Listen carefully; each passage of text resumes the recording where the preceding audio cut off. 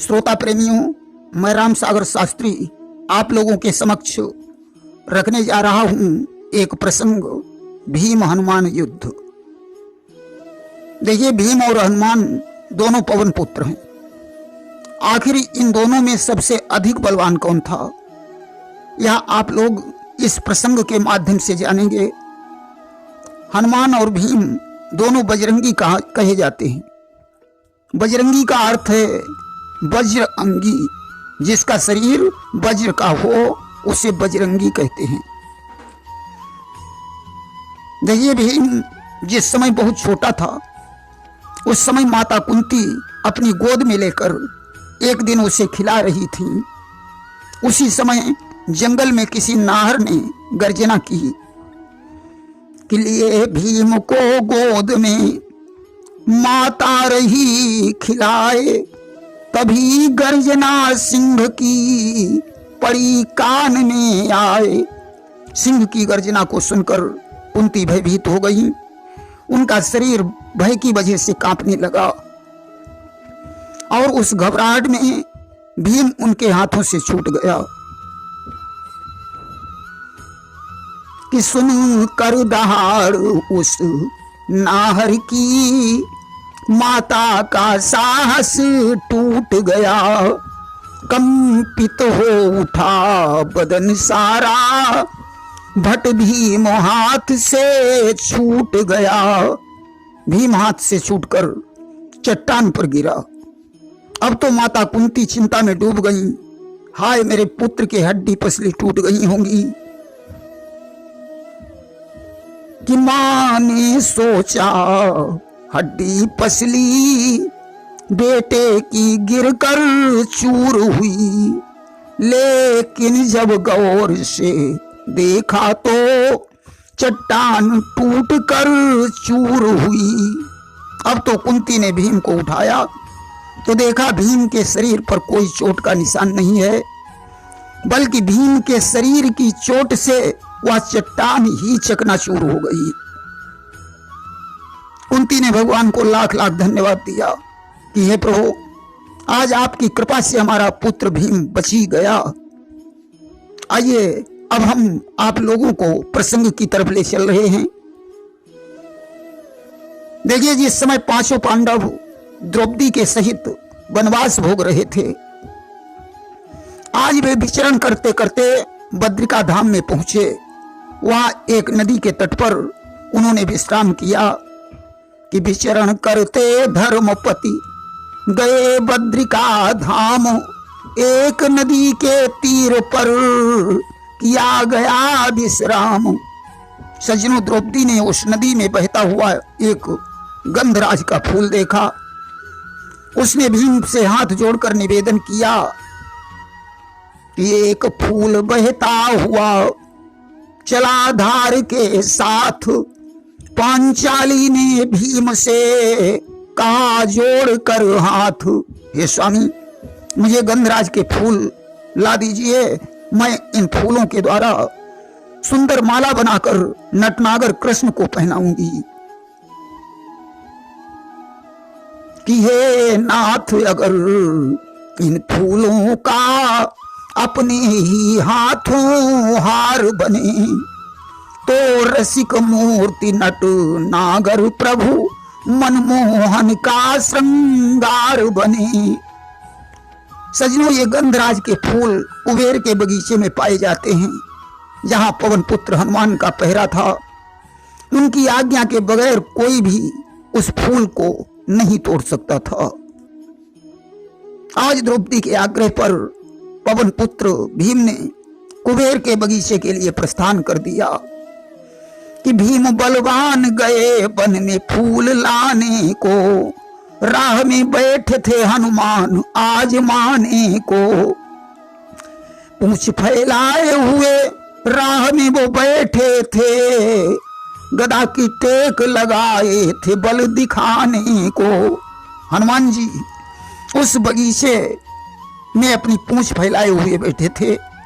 भीम ने हनुमान से कहा, हे वानर राज, रास्ते से हट जाओ, मुझे इस बगीचे से फूल तोड़ना है। हनुमान ने कहा, कहा, शायद आपको ये नहीं मालूम है, यह राम बाग है। मैं इस बगीचे की पहरेदारी करता हूं। मेरी आज्ञा के बगैर कोई पक्षी भी बगीचे में प्रवेश नहीं कर सकता है। कि कपि पति बोले ओ मत वाले, यह राम बाग कहलाता है। मेरी आज्ञा के बिना यहाँ पक्षी न फड़कने पाता है। भीम ने हंसकर कहा, बजरंगी अब जमाना बदल गया है। कि कहा बिहस कर भीम ने, ओ बूढ़े बजरंग, बदल गया है विश्व में अब राघव का रंग। अब तो राम का जमाना समाप्त हो चुका है। आज सारा संसार कृष्ण का गुणगान कर रहा है। मैं गंधराज के फूलों से भगवान कृष्ण का श्रृंगार करूंगा, इसलिए मुझे मत रोको, रास्ते से हट जाओ, अन्यथा परिणाम अच्छा नहीं होगा। अब त्रेता की बातों को भूल जाइए कि वह त्रेता की बातें छोड़ो। हद है बानरी रिसाले की, अब गूंज रही है घर घर में मधुरी धुन मुरली वाले की। आज तो हर घर में भगवान कृष्ण के बंसी की धुन गूंज रही है।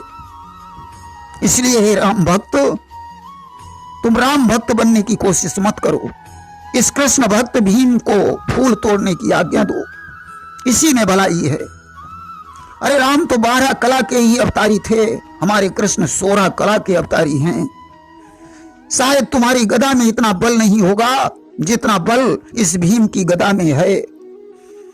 कि भीम कहा रण रिश्ता जोरऊं, तो गदा घाव सो पर्वत फोरऊं। भीम ने कहा, अगर मुझे क्रोध आ जाए तो एक ही गदा की चोट से पर्वत को फोड़ सकता हूं। हनुमान ने हंसकर कहा, मैं समझ गया, आप बहुत बलवान हैं। मैं तो बूढ़ा हो चुका हूं, मुझ में युद्ध करने की सामर्थ्य नहीं है। कि भैया बूढ़ा नाचारा हूं, अब इतना काम तुम ही कर दो। लो पूंछ पकड़ कर खींच मुझे रास्ते से एक तरफ धर दो। ऐसा करो, तुम मेरी पूंछ पकड़कर घसीटते हुए रास्ते से अलग कर दो और फूल तोड़कर फिर मुझे वहीं रखकर घर चले जाओ। मैं इतना बूढ़ा हूं कि मुझ में चलने फिरने की सामर्थ्य नहीं है। भीम को अपनी भुजाओं पर बहुत बड़ा अभिमान था, परंतु जानते हो हनुमान का नाम हनुमान कैसे पड़ा? कि हनन करत नित जन को माना, और ताते नाम पड़ो हनुमाना। जिन लोगों के अभिमान को नष्ट करता है उसे हनुमान कहते हैं। भीम तो सोचते थे मैं इस बंदर की पूंछ पकड़कर रास्ते से अलग कर दूंगा, परंतु ज्यों पूंछ में अपनी ताकत लगाई, पूंछ हिली तक नहीं।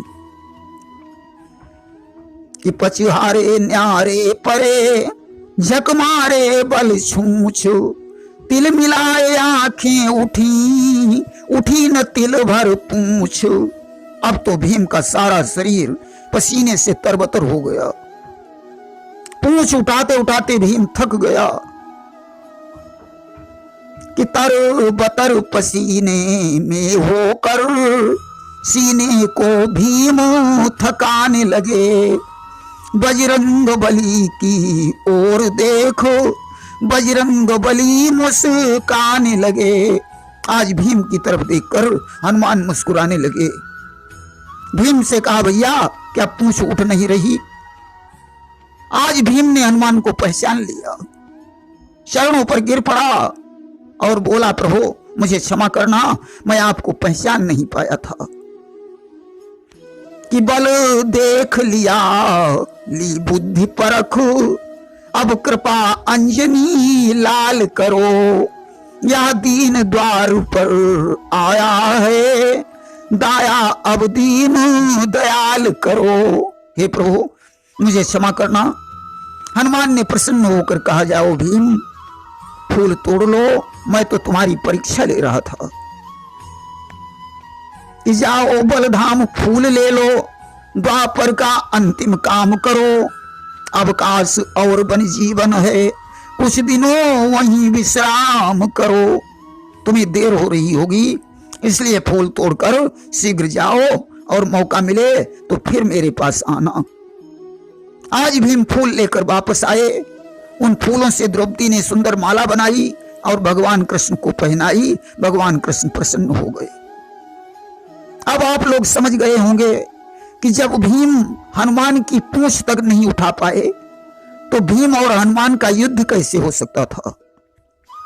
भीम तो सिर्फ पवन के पुत्र थे, परंतु हनुमान पवन पुत्र के साथ साथ 11वें रुद्र हैं।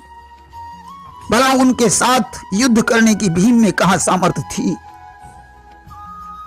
इसीलिए गोस्वामी तुलसीदास जी ने लिखा है कि अतुलित बलधामम हेम शैलावदेहम धनुज बन कृशानुम ज्ञानी नाम अग्रगण्यम सकल गुण निधानम वानराणामधीशम रघुपति प्रिय भक्तम वात जातम नमामि।